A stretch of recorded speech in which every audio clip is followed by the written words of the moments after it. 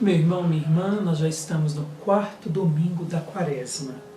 E hoje a liturgia nos leva a meditar sobre o Evangelho de João, capítulo 9, versículos 1 a 41.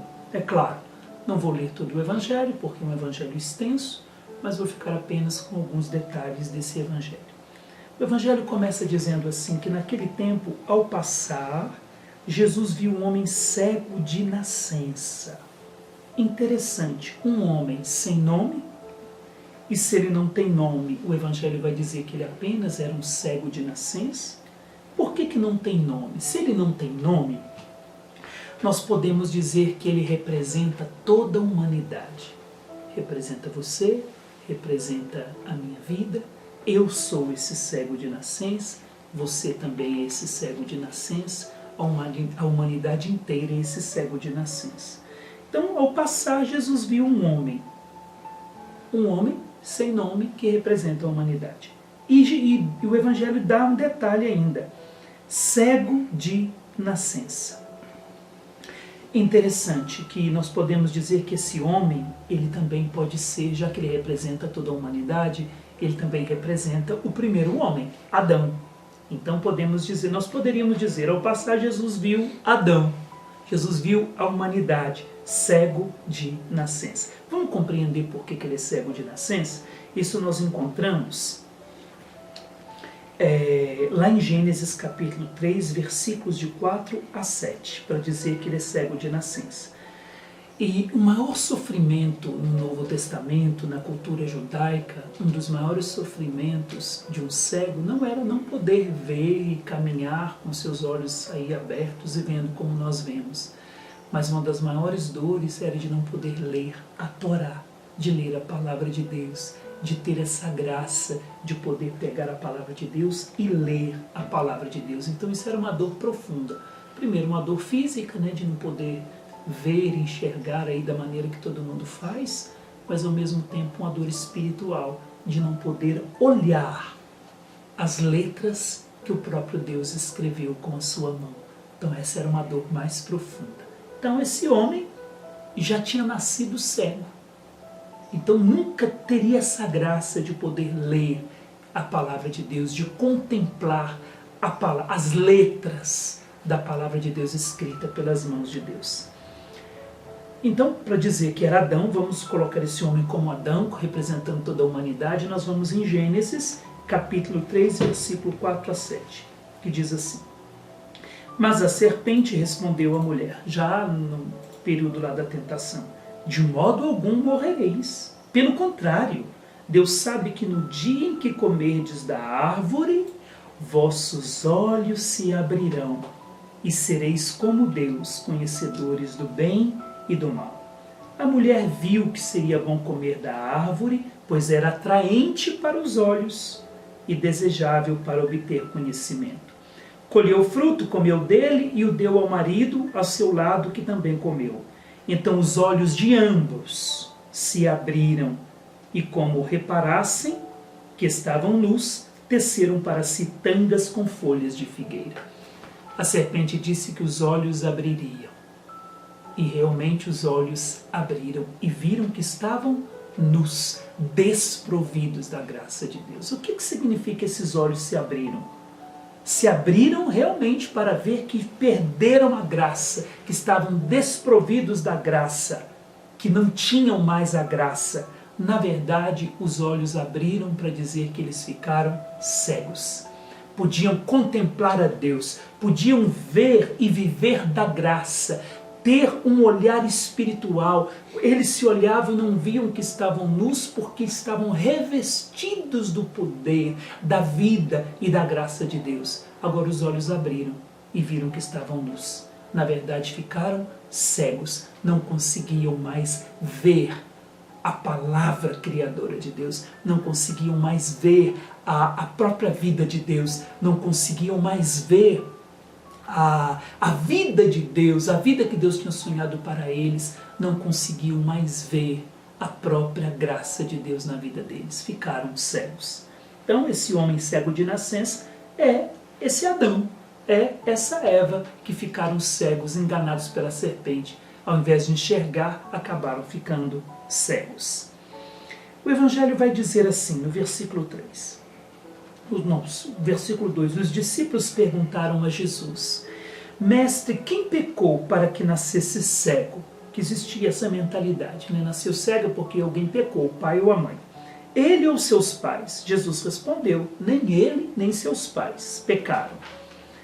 Mas isso serve para que as obras de Deus se manifestem nele.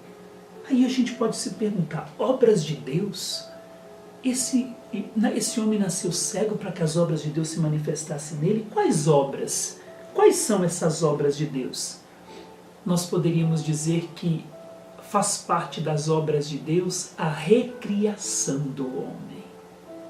Então, ou seja, o que é a obra de Deus? Recriar o homem em Jesus Cristo. E Santo Irineu que vai dizer para nós que estas obras são a modelagem do homem. Olha que coisa mais linda, vai dizer Santo Irineu. Estas obras de Deus são a modelagem do homem, ou seja, a mão que modelou o homem lá no Antigo Testamento, no livro do Gênesis, com argila, fez o homem do barro, soprou sobre ele o seu sopro de vida e fez dele um ser vivente. Agora essas mesmas mãos vão remodelar o homem. Então as obras de Deus são a recriação. Deus vai recriar o homem, vai remodelar o homem novamente com as suas mãos criadoras. A mesma mão que criou, a mesma mão que modelou, agora é a mesma mão que recria e que remodela, vai dizer Santo Irineu. E o interessante que nós vemos no versículo 6. Então, uma vez que Jesus diz isso, né, que é para manifestar as obras de Deus, que as obras de Deus se manifestem nele, se revelem nele, as mãos recriadoras de Deus, o versículo 6 diz: Dito isso, Jesus cuspiu no chão, fez lama com saliva e colocou-a sobre os olhos do cego e disse-lhe: vai lavar-te na piscina de Siloé, que quer dizer enviado. Por que lama? Vamos voltar lá em Gênesis 2:7. Gênesis 2:7 diz: Então o Senhor Deus formou o homem do pó da terra. Pó da terra aqui e também lama aqui no Evangelho pode ser traduzido como argila. Então o Senhor Deus formou o homem da argila da terra, do pó da terra, soprou-lhe nas narinas o sopro da vida e ele tornou-se um ser vivente. E nós podemos pegar também no profeta Isaías, capítulo 64, que diz assim, belíssimo texto de Isaías, capítulo 64. Diz assim, 64:7. Mas agora, Senhor, Tu és o nosso Pai, nós somos o barro e Tu és o nosso oleiro. Somos todos nós trabalho de Tuas mãos. Olha que palavra belíssima. Nós somos o barro, Tu és o nosso oleiro. Nós podemos até repetir isso juntos. Nós somos o barro e Tu és o nosso oleiro. Somos todos nós trabalho de Tuas mãos. Então nós já entendemos por que Jesus ele toca na terra, na lama, pega a lama para tocar nos olhos daquele cego, para dizer que ele é o nosso oleiro e nós somos o barro em suas mãos. E a saliva? Vamos entender essa saliva?